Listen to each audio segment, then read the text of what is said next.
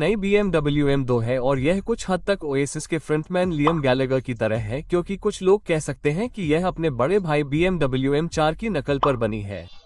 इस वीडियो में मैं आपको बताने जा रहा हूं कि BMW ने इस कार में क्या बदलाव किए हैं।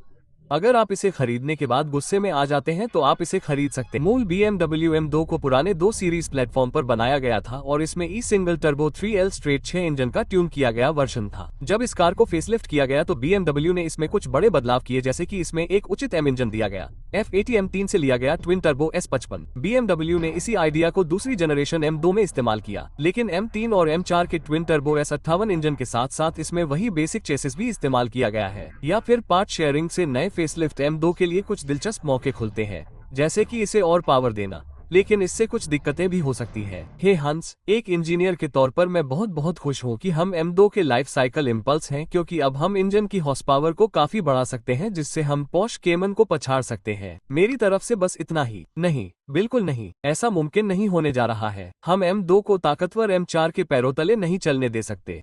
ऐसा नहीं होगा। सच कहूं तो पॉश को केमन और 911 के साथ भी यही दिक्कत थी, लेकिन कम से कम उनके इंजन बिल्कुल अलग जगहों पर लगे हैं, इसलिए उन्हें चलाना स्वाभाविक रूप से बहुत अलग लगता है। इस नए BMW M2 में M3 और M4 के बहुत सारे कंपोनेंट हैं और खतरा है कि इसे चलाना उन कारों जैसा ही होगा, बस थोड़ा धीमा। लेकिन ऐसा नहीं है, जैसा कि मैं बाद में बताऊंगा। हालांकि कुछ मैकेनिकल बदलावों के बावजूद BMW ने इस फेसलिफ्ट कार के डिजाइन में कोई खास बदलाव नहीं किया है। तो ये वास्तव में फेसलिफ्ट नहीं है, ये 74 प्लेट पर है, जो कि प्री अप्रैल है। क्या आप सुनिश्चित हैं कि यह सही कार है? क्या यह नई है? हाँ, ये बिल्कुल नई है, लेकिन मुझे अपने फोन पर जाकर प्रेस विज्ञप्ति देखनी पड़ी कि वास्तव में क्या बदलाव हुए हैं। बिना खोजे अंतर को पहचानने के लिए आपको BMW का बहुत बड़ा शौकीन होना पड़ेगा। अब यह जरूरी नहीं कि यह एक बुरी बात हो, क्योंकि प्री फेसलिफ्ट कार बहुत अच्छी दिखती है। मेरा मतलब है, मुझे इसका अगला हिस्सा पसंद आया। जब मैंने पहली बार कार देखी थी, इसे 2 या 3 साल पहले पेश किया गया था, लेकिन इसमें बहुत सारे बड़े वेंट हैं और वे सभी असली हैं। सामने की तरफ बदलाव और एक है। क्या आप बता सकते हैं कि यह क्या है? फिर से डिजाइन की गई लेड डे टाइम रनिंग लाइटें। ठीक है, तो कार के किनारे 2 बदलाव हैं। क्या आप बता सकते हैं कि वे क्या हैं? आपको क्या लगता है कि सबसे आसान बदलाव क्या होगा? आप सही कह रहे हैं, अलॉय व्हील। इसमें नए अलॉय व्हील डिजाइन है, तो इनका साइज अब भी वही है, आगे की तरफ 19 और पीछे की तरफ 20, जैसा कि पुराने मॉडल में होता है। इसमें अब भी चौड़े आर्च है, तो इसमें स्टैंडर्ड 2 सीरीज कूपे के मुकाबले ज्यादा दमदार लुक है। यह वाकई अच्छा लग रहा है। इसमें अब भी फिस्टेबल डोरमा है। मेरे कॉन्ट्रैक्ट के तहत मुझे हर BMW M कार में ऐसा करना होता है। इस हिस्से में एक और बदलाव है, लेकिन ये बहुत बड़ा बदलाव नहीं है। पिछली कार में इसके लिए 2 अलग अलग डिजाइन हो सकते थे। आप नॉर्मल शाइनी इफेक्ट दे सकते थे या फिर शेडो पैक के तौर पर यह काला रंग दे सकते थे। शेड आगे रखने में कोई दिक्कत नहीं है। हालांकि एक और समस्या है, BMW M2 की कीमत 69,000 पाउंड से कुछ कम है, जो AMG A45S और Audi 3 रुपीज से काफी ज्यादा है।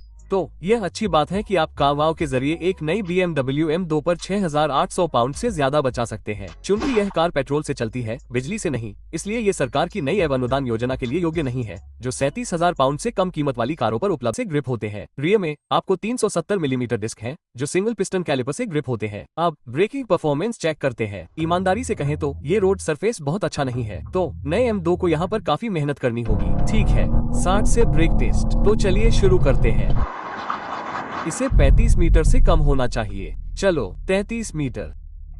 हाँ, मजबूत ब्रेक के साथ BMW ने बोनट के नीचे कुछ बदलाव किए हैं, ताकि यह सुनिश्चित हो सके कि यह नया M2 सही तरीके से रुके। पहले की तरह BMW M2 में वही S58 3L straight 6 twin turbo engine है, जो महंगी वाइन है। वैसे भी कुछ ऐसी चीजें हैं जो मुझे M4 की तुलना में इस M2 को चलाने के तरीके में ज्यादा पसंद है। पहली है इसका वजन। हालांकि ये लगभग 50 किलोग्राम हल्का है। दरअसल शायद मैं ये भी नहीं बता सकता। ऐसा इसलिए है क्योंकि मुझे पता है कि यह हल्का है, लेकिन एक चीज जो मैं जरूर बता सकता हूँ जो अलग महसूस होती है, वो है इसका व्हील बेस लगभग 10 सेमी छोटा है, और यह इस कार को थोड़ा ज्यादा डार्टी और ज्यादा फुर्तीला बनाता है। अगली है इसके फिजिकल डायमेंशन। तो कार छोटी है, पीछे की सीटें आपके करीब है, और नतीजतन पूरी कार अधिक आरामदायक और कॉम्पैक्ट लगती है। इसके अलावा ये कुल मिलाकर छोटी है। बाहरी लंबाई M4 से कम है, और आपकी स्थानिक जागरूकता वास्तव में आपको ये सोचने के लिए प्रेरित करती है कि कार भी संकरी है।